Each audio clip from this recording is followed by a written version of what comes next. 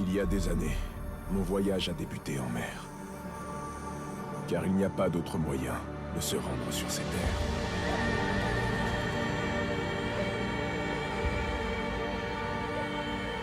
Un pays complexe et dangereux. Un pays en guerre civile depuis des siècles.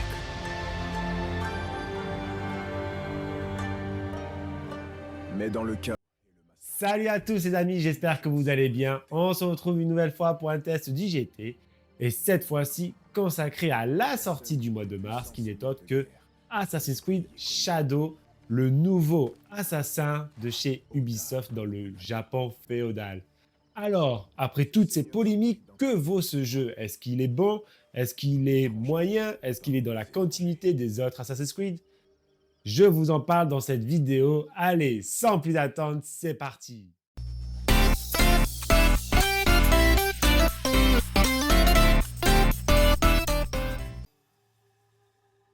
Il y a énormément à dire sur ce Assassin's Creed Shadow et ça commence tout d'abord par la quête principale.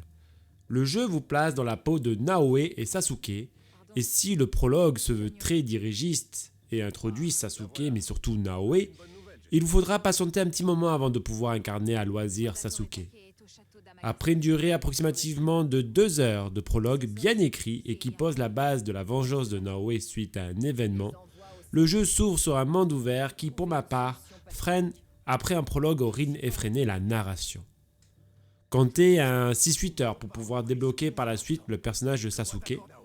Passé le moment où vous pourrez avoir les deux personnages, il vous appartiendra de faire l'aventure comme bon vous semble, soit avec Sasuke, soit avec Naoe, possédant leurs propres tâches annexes ou bien des missions propres. Pour les grandes missions principales, les deux personnages seront joués à tour de rôle et auront chacun un objectif différent pendant ces missions. Il vous faudra compter un bon 30-40 heures pour venir à bout de la quête principale qui, je dois le confesser, n'est pas vraiment bien indiquée. Le jeu manque de visibilité face aux quêtes qui sont principales et quêtes annexes. Le tout se mélangeant habilement au début, mais finit par perdre le joueur tant il y a de contenu. Oui, parce que comme le veut un peu la tradition des épisodes canon des Assassin's Creed, le jeu n'est pas avare en contenu, pour le plus grand plaisir des joueurs de la licence, mais qui finit par noyer le joueur dans la narration au point de ne plus savoir pourquoi on en est rendu là. À cela, rajoutez des activités annexes comme la méditation, le tir à l'arc à cheval ou bien apprendre des katas et vous aurez de quoi faire lors de vos parties dans Shadow. Comptez un bon 80-100 heures pour faire le tour de l'entièreté du titre. En ce qui concerne le script, pour ma part, même si on n'est pas sur un niveau d'un The Witcher ou d'un God of War par exemple, on sent ici la volonté d'Ubisoft de jouer la carte de l'immersion dans l'écriture. Immersion, bien sûr, tant que vous arrivez à vous repérer où vous en êtes dans le récit à cause de la densité du soft. Malgré tout, et malheureusement, ce n'est pas avec cet opus que le jeu a décidé de se réconcilier avec l'histoire des assassins et des templiers des temps modernes, laissant une nouvelle fois la méta-histoire pratiquement de côté. Le jeu, bien que possédant un système de choix dans sa narration, la plupart du temps n'aura pas d'impact sur votre aventure. Les choix les plus cruciaux vous seront indiqués par un bandeau rouge. Pareil, si certains assassinats sont obligatoires, d'autres sont facultatifs. Et le jeu vous donnera le choix de tuer votre cible ou bien de l'épargner contre une rédemption de celle-ci bien discutable étant donné qu'il suffira de faire le choix de l'épargner pour que votre cible se rachète une conscience et devienne un bon samaritain du jour au lendemain. Venons à présent sur le monde ouvert. Qu'on se le dise, ici il y aura beaucoup, mais beaucoup de distance à parcourir. Ubisoft offre aux joueurs un immense open world dans son titre phare. L'entièreté de l'open world est disponible dès le début du jeu, même si chacune des zones est séparée en différentes zones, avec chacune son niveau pour l'explorer. Mais attention, si par exemple la première zone elle est de faible niveau, chaque zone précédemment visitée verra son niveau scalé sur le niveau de votre personnage. Par exemple, si vous faites une zone de niveau 10, si vous revenez plus tard et êtes niveau 20, alors cette zone sera niveau 20, cela permet de garder un niveau de difficulté en tout temps. Difficulté dont je reviendrai dans pas longtemps dans cette vidéo, mais finissons d'abord sur l'open world. Si celui-ci vous propulse dans un Japon féodal des plus réussis, je dois avouer que passé la dizaine d'heures, on sent la magie un peu moins présente au fur et à mesure. L'un des reproches que l'on peut lui faire, c'est la présence abondante d'arbres, faisant de l'exploration hors sentier un enfer, avec la caméra qui se perdra dans la végétation et une absence totale de visibilité lorsque vous voudrez gravir des montagnes tant la densité d'arbres est atroce, laissant un sentiment de frustration sur l'exploration et vous obligeant la plupart du temps à prendre les sentiers tout faits que les développeurs ont voulu mettre. Un autre reproche, c'est le vide qui règne dans celui-ci. Éloignez-vous des grandes villes et des sentiers, promenez-vous en nature, vous ne verrez pas beaucoup d'animaux, de PNJ se promener, le monde est vide dès lors que l'on s'éloigne des villes, villages et sanctuaires. Rajoutez une multitude de tours à gravir pour voir les points d'intérêt qui apparaîtront automatiquement sur votre carte par la suite, et vous voilà dans un Assassin's Creed, il n'y a pas de doute. Et c'est bien dommage, car ici, c'est l'un des meilleurs open world que Ubisoft nous sert pour sa licence phare, mais on aurait peut-être aimé avoir un monde ouvert plus petit, mais plus dense en vie, avec une réinvention des mécaniques d'exploration. En ce qui concerne à présent la difficulté, Ubisoft, comme à son habitude, offre 3 modes de difficulté qui, bien sûr, peuvent être ajustés selon les envies. Le mode explorateur, qui est un mode facile, un mode normal et un mode difficile. Encore là, pas énormément de changements. Le mode difficile vous mettra face à des ennemis qui feront plus de dégâts et auront plus de PV. Rien de bien extraordinaire, mais ce à quoi Ubisoft nous a déjà habitués. Le jeu se voulant plus libre encore dans sa jouabilité, Ubisoft a décidé ici de ne plus vraiment prendre le joueur par la main et leur offrira au contraire pour chaque mission, au lieu d'un point de quête à suivre, une géolocalisation plus vague où le joueur devra trouver sa cible. Bien sûr, un mode guide existe pour les joueurs qui ne souhaitent pas se prendre la tête à chercher leur cible. Pareillement, comme dans un Hogwarts Legacy, avec son Revelio, ici une simple pression de gâchette vous révélera trésors et positions de vos ennemis. À cela rajoutez la vision d'aigle et vous verrez par transparence où sont vos ennemis. À vous de savoir comment vous voulez jouer au jeu, sachant aussi que l'utilisation de Sasuke est complètement pétée, au point que tout ce qui croisera votre chemin trépassera sans grand défi réel. Il y a clairement un problème d'équilibre entre Naoe furtive et Sasuke la grosse brute, qui casse tout sur son chemin, mais j'en reviendrai dans la partie gameplay un peu plus loin dans cette vidéo.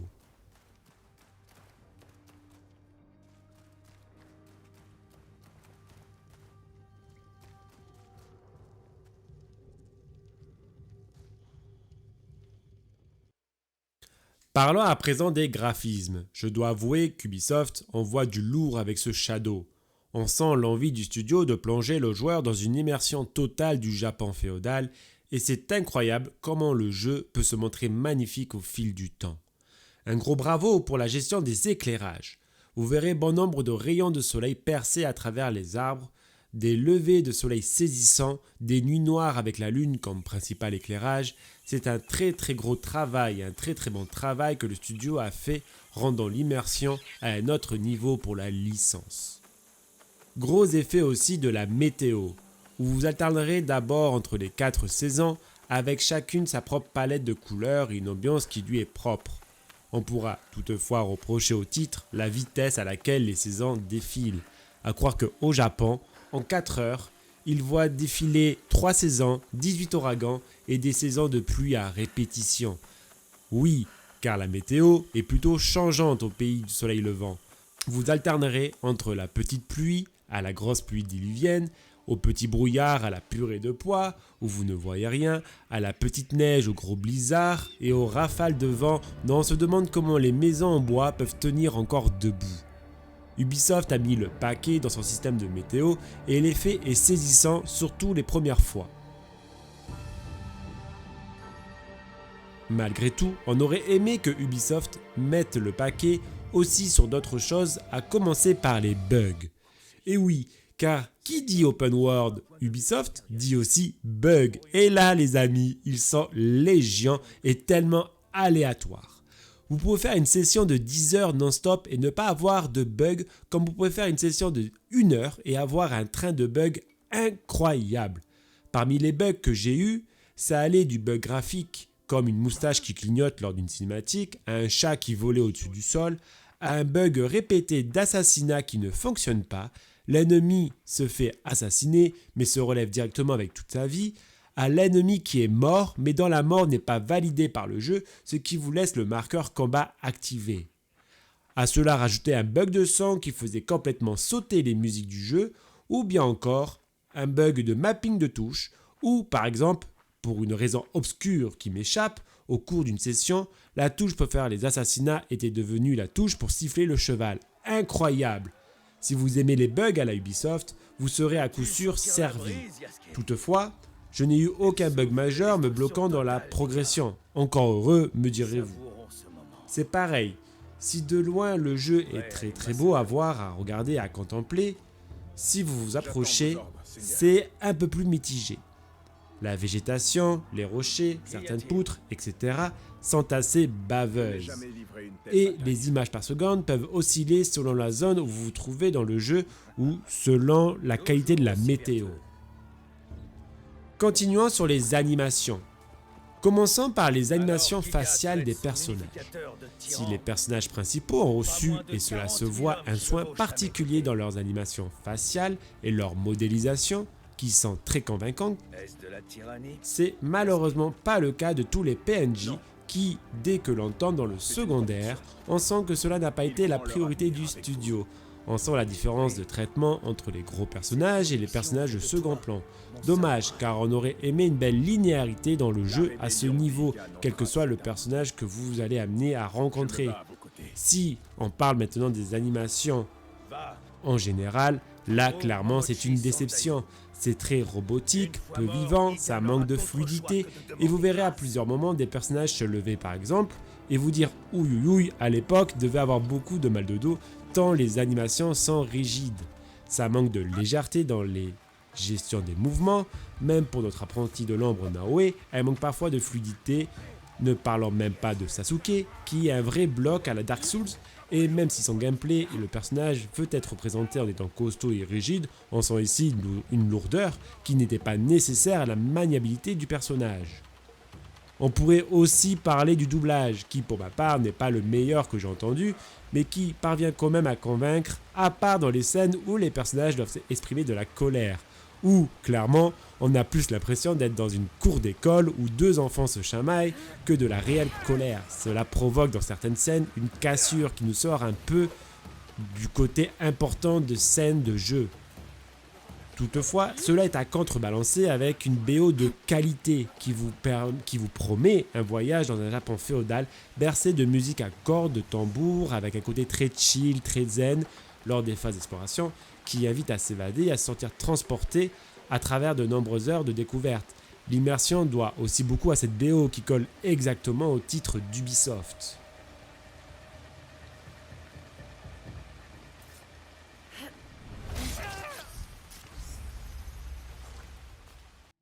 Nous rentrons dans le dernier tiers de la vidéo et parlons du loot. Le jeu est aussi la foire au loot et vous allez en avoir du loot à trouver.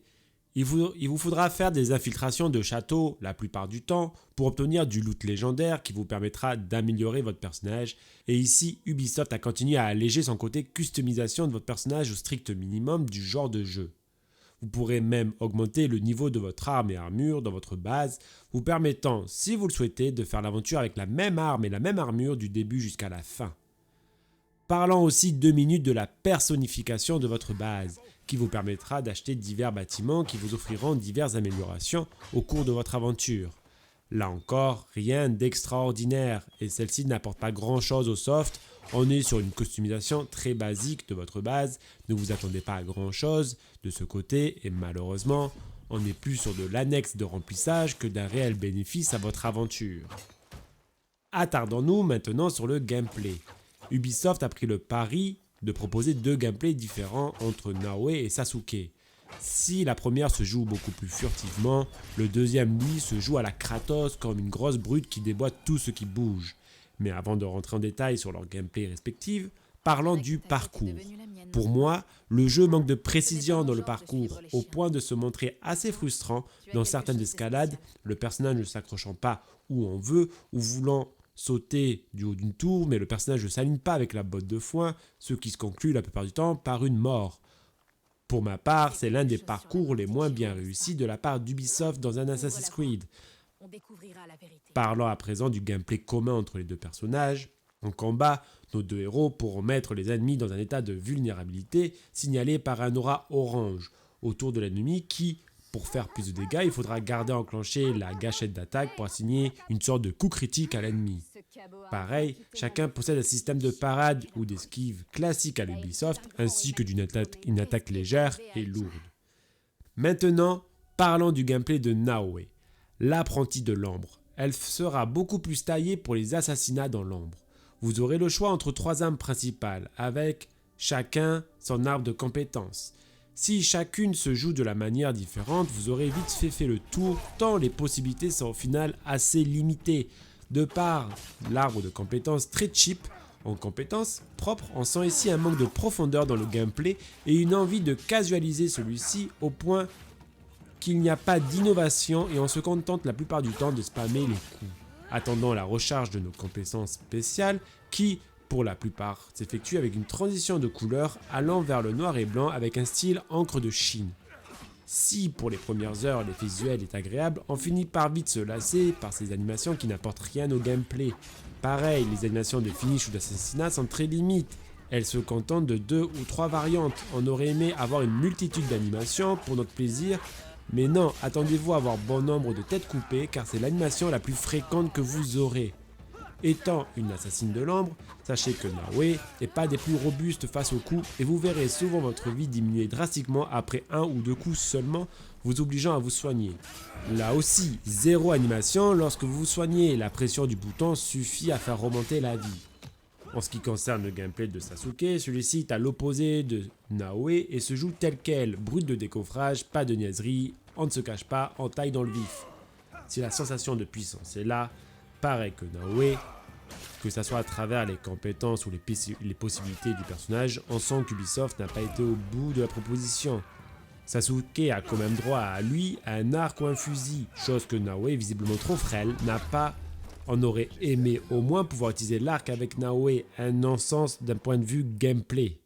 Et là, je dois aussi signifier un manque d'équilibre entre les deux personnages. Si la vie tombe très vite avec Naoe, avec Sasuke, il va en falloir pour que le grand bonhomme ne tombe en combat, et ses coups sont d'une efficacité telle que le jeu revient limite à activer un mode très facile. Rien ne vous arrêtera, manette en main de Sasuke, pendant tous les affrontements, même ceux des boss lambda avec aucune réelle difficulté, vous roulerez littéralement sur le jeu avec Sasuke, et c'est bien dommage car on aurait aimé qu'il y ait un ajustement de l'IA selon qui vous jouez.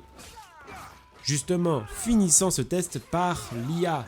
Si j'avais apprécié l'IA dans Star Wars d'Ubisoft, sa manière à venir nous débusquer par exemple si on restait trop caché, ici c'est une catastrophe.